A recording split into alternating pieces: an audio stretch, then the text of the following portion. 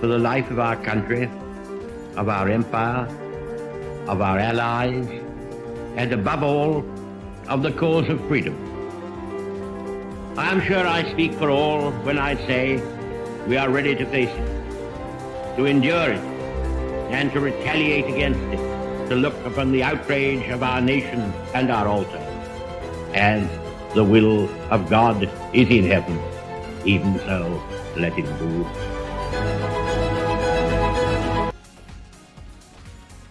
My favourite Prime Minister is this man right here, Winston Churchill. He was an incredible leader for our country and indeed for the whole free world at the most impossibly difficult time. Just a few yards away from here is the cabinet room, and Winston Churchill as Prime Minister sat in that cabinet room and decided with his colleagues to fight on against Nazi Germany and Hitler even after France had fallen.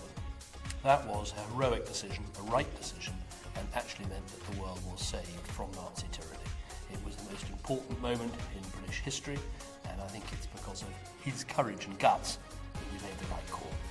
Behind Winston Churchill, we stand united as never before in history. Well, obviously, he came to office in 1940 at a desperately difficult time. France was about to fall, the war was going extraordinarily badly from Britain's point of view. Hitler was rampant across Europe. It looked like the end for the free world, the end for Britain, and the end for Churchill too.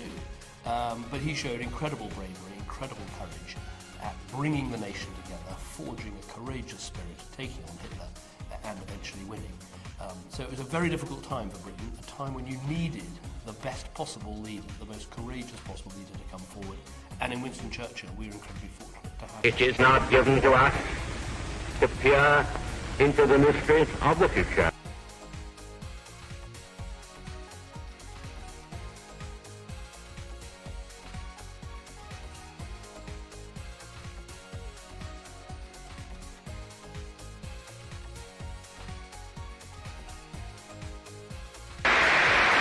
Now we are the masters of our fate. That the task which has been set us is not above our strength. That its pangs and toils are not beyond our endurance. As long as we have faith in our cause and an unconquerable willpower, salvation will not be denied us. In the words of the psalmist, he shall not be afraid of evil tidings. His heart is fixed, trusting in the Lord.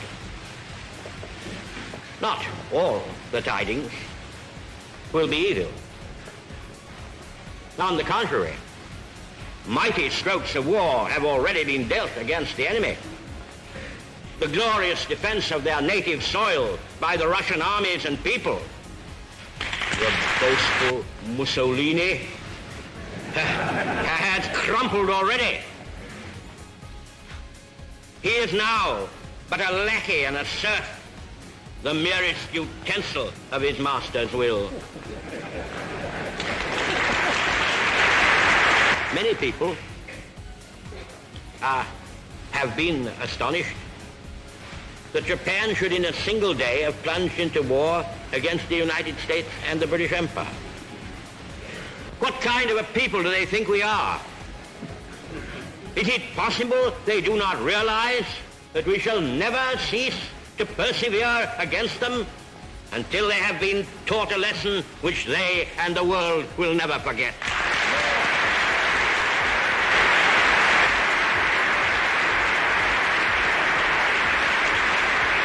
Here we are, together, facing a group of mighty foes who seek our ruin.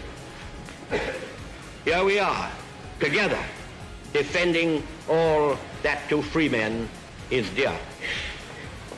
Twice in a single generation, the catastrophe of world war has fallen upon us. Do we not owe it to ourselves, to our children, to tormented mankind, to make sure that these catastrophes do not engulf us for the third time?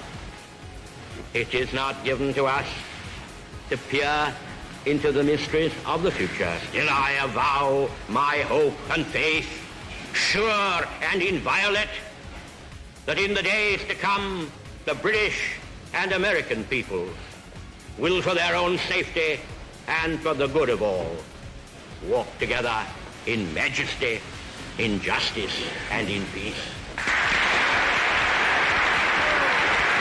I'm in Glen, the house where Winston Churchill was born. It's in my West Oxfordshire constituency, as is the churchyard at Blaydon where he's buried. And this year is the 50th anniversary of his passing. Churchill was our greatest ever Prime Minister, and we owe him everything. In May 1940, that crucial decision to fight on against Hitler saved our country and arguably saved the world. I think this year we should also all remember the many great things that he said. My favourite quotation from Churchill is the one he made shortly after that momentous decision in May 1940. We shall defend our island, whatever the cost may be. We shall fight them on the beaches, we shall fight them on the landing grounds, we shall fight them on the streets and in our fields, we shall fight them in the hills, we shall never surrender.